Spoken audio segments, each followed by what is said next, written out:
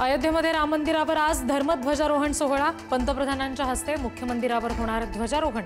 सरसंघचालकांसह सुमारे 8000 मान्यवरांची उपस्थिती।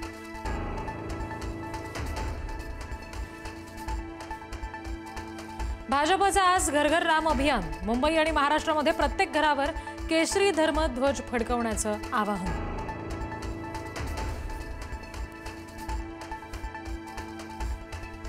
राम मंदिराला 2 वर्ष झाली, मात्र उद्धव ठाकरेंना मंदिरात जावंसं वाटलं नाही। भाजपचे प्रवक्ते केशव उपाध्येंची टीका।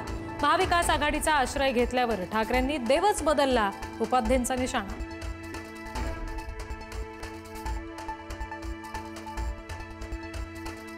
स्थानिक स्वराज्य संस्थांमधील आरक्षणाच्या मुद्द्यावर आज सुप्रीम कोर्टात सुनावणी। झेडपी आणि महापालिका निवडणुकांचं भवितव्य आज ठरणार।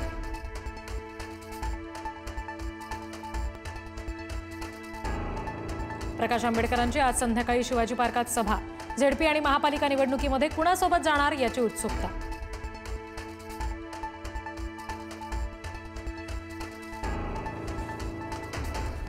एक व्यक्ती आपल्यासोबत नाही याची जाणीव होते, काय चुकलं ते न्यायालय बघून घेईल। भर भाषणात माजी मंत्री धनंजय मुंडेंना गुंड वाल्मिक कराडची आठवण। तर आपल्याकडे संबंध नसतानाही एखादा माणूस पिसला जातो, पंकजा मुंडेंचं विधान।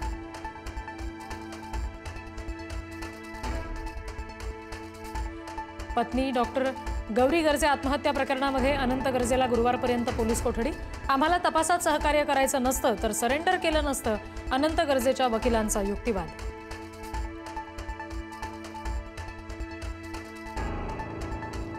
महाराष्ट्राचे शिल्पकार स्वर्गीय यशवंतराव चव्हाणांची आज पुण्यतिथी। पुण्यतिथी दिनी कराडच्या प्रीती संगमावरील समाधीस्थळ बंद। सर्वसामान्य नागरिकांसाठी समाधीस्थळ बंद ठेवल्यानं नाराजी।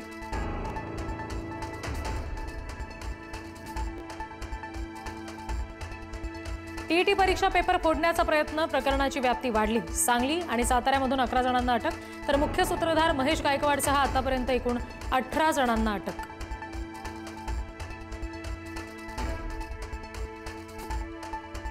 नवले पुलावर आजपासून नवीन नियमावली लागू। सर्व प्रकारच्या वाहनांसाठी 30 किलोमीटर वेगमर्यादा।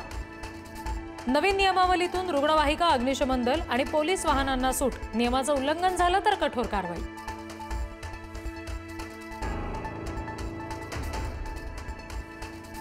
संभाजीनगरच्या पंचताराकीत हॉटेलमध्ये महिलेचा 6 महिन्यांपासून संशयास्पद मुक्काम। महिलेकडे आढळली बनावट कागदपत्र। पाकिस्तान आणि अफगाणिस्तानमधून मोठी रक्कम महिलेच्या खात्यात आल्याचं आलं समोर।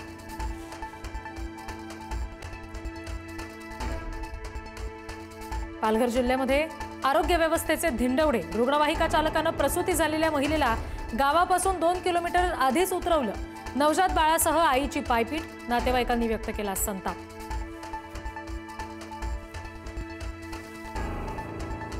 अमरावतीच्या मेळघाटातील 22 गावांमध्ये अजूनही वीज नाही। वीज, रस्ते, पाणी या मूलभूत सुविधांसाठी जनहित याचिका।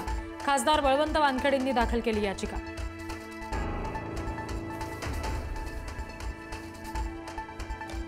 राज्यामध्ये 5000 बिबटे असताना केंद्र सरकारकडून केवळ 5 बिबट्यांच्या नसबंदीला परवानगी। बिबट्यांच्या संख्येवर नियंत्रण आणायचं कसं? वन विभागापुढे प्रश्न।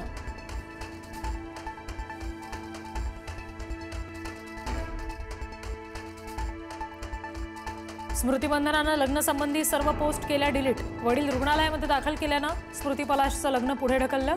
महिला क्रिकेट टीम मात्र सांगली मुक्कामी।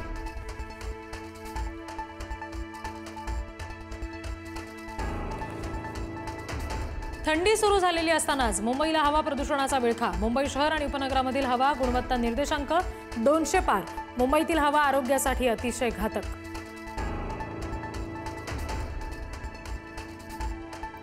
यंदा विवाह सोहळ्यांवर होणार 6.5 लाख कोटींचा खर्च। 14 डिसेंबरपर्यंत लग्नसराईची धूम। अर्थव्यवस्थेला मिळणार गती।